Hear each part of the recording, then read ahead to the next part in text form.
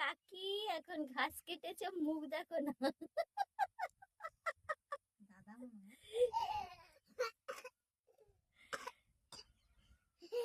যত ঝিলের ঘাস ইনি কেটে সাফাই করে রাখে সবসময়।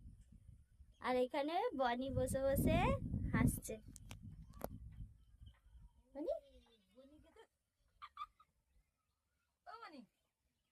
এদিকে দেখা, কাকি ডাকছে।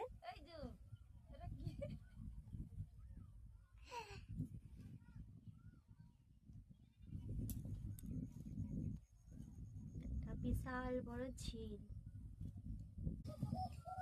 বনি এগুলো কি? কাকা নামবে না, কামড়ে দেবে হাতে,